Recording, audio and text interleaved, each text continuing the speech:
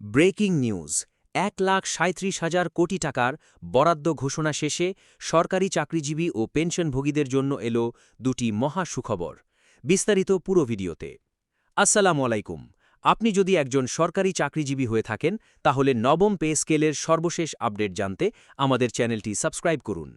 দৈনিক Jugantor 09/06/2026। Breaking news এইমাত্র টানা ২ ঘণ্টার একনেক সভা শেষে ১,৩৭,০০০ কোটি টাকার বিশাল বরাদ্দ এবং দুটি মহা সুখবর ঘোষণা করলেন অর্থমন্ত্রী আমির খসরু মাহমুদ চৌধুরী।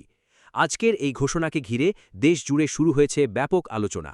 সরকারি কর্মকর্তা কর্মচারী, পেনশনভোগী এবং সাধারণ মানুষের মধ্যে দেখা দিয়েছে নতুন প্রত্যাশা। দীর্ঘদিন ধরে বিভিন্ন খাতে বরাদ্দ বৃদ্ধি ও জনকল্যাণমূলক সিদ্ধান্তের অপেক্ষায় ছিলেন অনেকে। অবশেষে সেই প্রতীক্ষার অবসান ঘটেছে বলেই মনে করছেন সংশ্লিষ্টরা। সভা শেষে অর্থমন্ত্রী জানান, দেশের অর্থনৈতিক অগ্রযাত্রাকে আরও গতিশীল করতে এবারের বরাদ্দ অত্যন্ত গুরুত্বপূর্ণ ভূমিকা পালন করবে। শিক্ষা, স্বাস্থ্য, অবকাঠামো এবং সামাজিক নিরাপত্তা কর্মসূচিকে অগ্রাধিকার দিয়ে এই বরাদ্দের পরিকল্পনা করা হয়েছে। সরকারের লক্ষ্য হচ্ছে উন্নয়নের সুফল দেশের প্রত্যন্ত অঞ্চলের মানুষের কাছেও পৌঁছে দেওয়া। বিশেষ করে নিম্ন আয়ের মানুষ এবং অবসরপ্রাপ্তদের জন্য নতুন সুযোগ সুবিধার ইঙ্গিত দেওয়া হয়েছে। ফলে সাধারণ মানুষের মধ্যে আশার সঞ্চার হয়েছে। জানা গেছে ১,৩৭,০০০ কোটি টাকার এই বিশাল বরাদ্দ দেশের চলমান উন্নয়ন প্রকল্পগুলোর গতি বাড়াবে। অনেক গুরুত্বপূর্ণ প্রকল্প দীর্ঘদিন ধরে অর্থের অভাবে ধীরগতিতে চলছিল।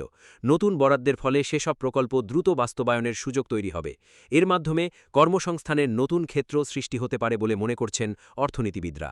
একই সঙ্গে দেশের সামগ্রিক অর্থনীতিতে ইতিবাচক প্রভাব পড়ার সম্ভাবনা রয়েছে।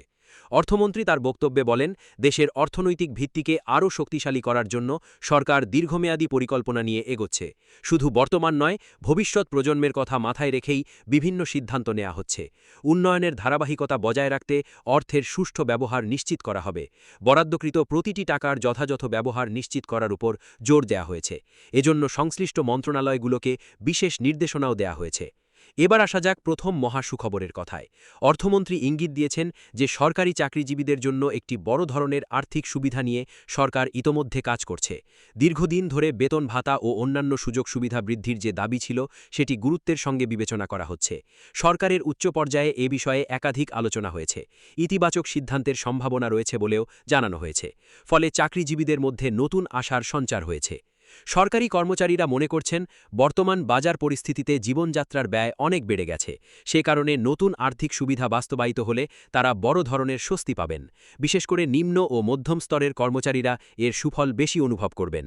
পরিবার পরিচালনা এবং শিক্ষা ব্যয়ের চাপ কিছুটা কমবে। একই সঙ্গে কর্মক্ষেত্রে উৎসাহও বৃদ্ধি পাবে বলে আশা করা হচ্ছে। দ্বিতীয় মহাসুখবরটি ঘিরেও ব্যাপক আলোচনা শুরু হয়েছে। সূত্রগুলো বলছে, অবসরপ্রাপ্ত পেনশনভোগীদের জন্য বিশেষ সুবিধা বিবেচনা করা হচ্ছে। দীর্ঘদিন ধরে পেনশন বৃদ্ধি ও অন্যান্য সুবিধা সম্প্রসারণের দাবি জানিয়ে আসছিলেন তারা। সরকার সেই বিষয়গুলোকে গুরুত্ব সহকারে পর্যালোচনা করছে।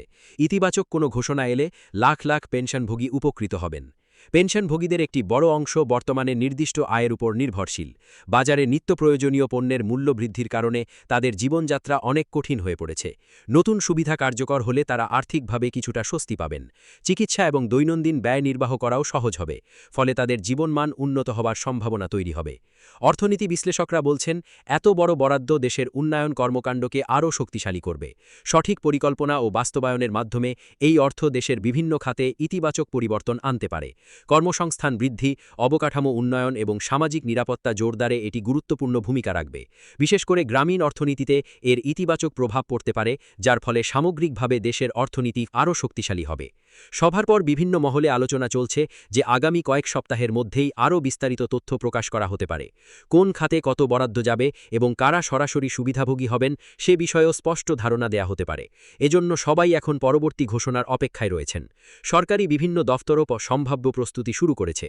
পরিস্থিতি পর্যবেক্ষণ করছেন সংশ্লিষ্ট কর্মকর্তারা। সবশেষে বলা যায়, টানা ২ ঘণ্টার একনেক সভা শেষে ঘোষিত ১,৩৭,০০০ কোটি টাকার বরাদ্দ এবং দুটি সম্ভাব্য সুখবর দেশের মানুষের মধ্যে নতুন প্রত্যাশার জন্ম দিয়েছে। যদি ঘোষণাগুলো বাস্তবায়নের পথে এগিয়ে যায় তাহলে সরকারি চাকরিজীবী, পেনশনভোগী এবং সাধারণ মানুষ সবাই কোনো না কোনোভাবে উপকৃত হতে পারেন। এখন সবার নজর সরকারের পরবর্তী আনুষ্ঠানিক ঘোষণার দিকে। নতুন সিদ্ধান্তগুলো কবে থেকে কার্যকর হবে সেটি এখন সবচেয়ে বড় আলোচনার বিষয়। পরবর্তী আপডেট পাওয়া মাত্রই আমরা আপনাদের সামনে বিস্তারিত তথ্য নিয়ে হাজির হব।